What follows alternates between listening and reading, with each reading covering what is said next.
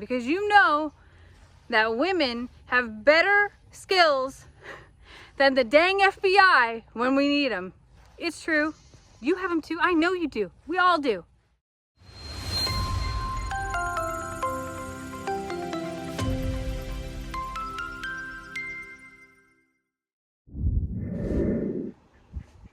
You want to know what the first dumb part was?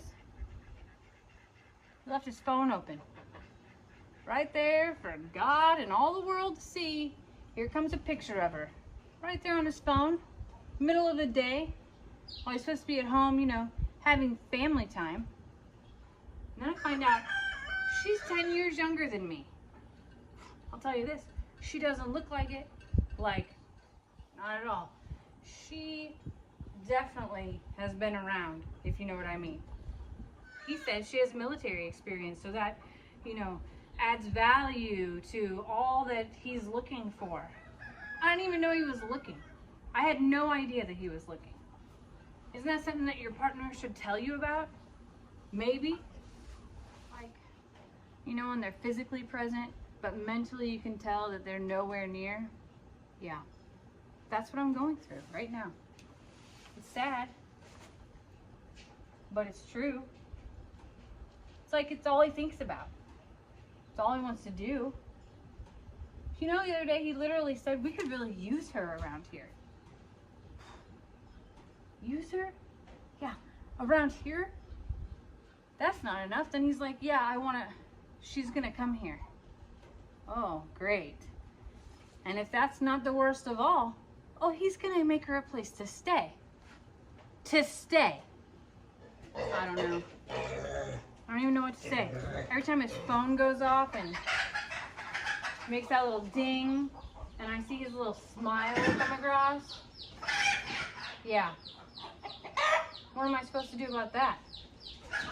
Just ignore it like it's not happening? Oh, the other woman. So by now, you're thinking to yourself, geez, Jamie, another woman? Carl wasn't enough of a midlife crisis. Now he's got to have another woman. All your nightmares are coming true. And I also bet that you're wanting to see a picture of her. You're wanting me to just expose her for all that she is, call her out, let the world see what's really going on. And you know that I have a picture of her. You know that any woman can have better skills than the dang FBI if we really want to know something. You're right. I have her picture. I do. Here you go. Meet Glory. Yeah. So we found ourselves at this auction, and here sits this 1992 body on sawhorses. Ridiculous. I looked at Lester, rolled my eyes a whole lot, and just thought, there's no way. There's no way. What are we going to do with it? We don't know anything about cars. But Lester has some friends who do, and who actually are very talented in this area. Glory is indeed 10 years younger than me. She was born in 1992. She definitely has served in the military. She definitely has traveled. Oh, she's been around the block a time or two. And yes, like I told you, her body has, well, her body's been around too. Glory's got a lot of stories, I bet. And Glory has a lot of life probably left in her too. And I wasn't lying. Glory really is gonna come live here. I know what you're saying. Jamie, what on earth could you possibly be doing with a military body of a Humvee from 1992? What on earth could you possibly be doing with that?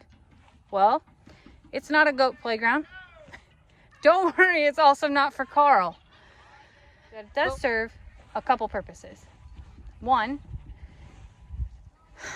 Glory is going to sit up very high. Why does that matter, Jamie? Well, it matters because we've flooded, not just in Harvey, not even just in Imelda. There have been other times where the water has crossed all of our roads and all of our pastures, driveways and all, and our only way out was potentially a boat or a super high vehicle. Well, Glory actually will sit up 3 feet off the ground. That's higher than any vehicle that I know of. And because she's so old, that sounds terrible that I'm saying that 28 is old, 29 is old. Because of her age, we were able to get her at a fraction of the cost of what any other vehicle that sits up that high would be.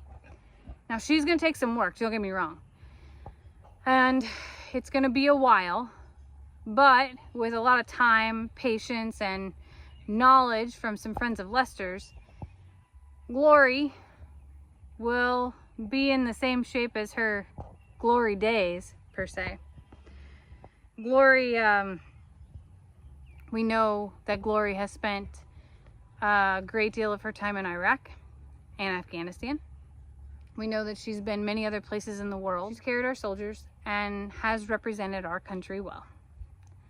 But her home, hopefully her forever home, her sanctuary, will be here at I'm a Survivor Sanctuary. And as she's rebuilt and brought back to life and restored, she'll be able to help us pull out trailers. She'll be able to help us navigate high waters and flood times, and hopefully not just save our babies and our families, but other families as well. She's a work in progress, kind of like me and Lester. But I think that she will do a lot of good, and that the time that is put into her and invested in her will be worth it. Now, I make jokes about the other woman, and I joke about how much time Lester's gonna spend with her and things like that. I, of course, am invited. It's not my thing. I have a lot of other things going on, and any of you moms know that sometimes alone time is fun. Man, I could take a bath. I might be able to go get my nails done. Okay, who am I kidding? I'm gonna be cleaning the kitchen. I'm always cleaning the kitchen. No, I'm just teasing. So I'm really excited. I know Lester's 10 times more excited because he really is spending a lot of time researching and going to help his friends on this as well. So Glory really is gonna make a home here. And as much as I joke about it and call it the other woman, I do know that I know that it's for a great cause, to help our babies, to help our families. So more to come on what Glory lives up to become or comes back to life as. But for today, Glory has a really neat foundation, a really neat background story. And I probably should stop calling her the other woman because it's going to give people a really wrong idea.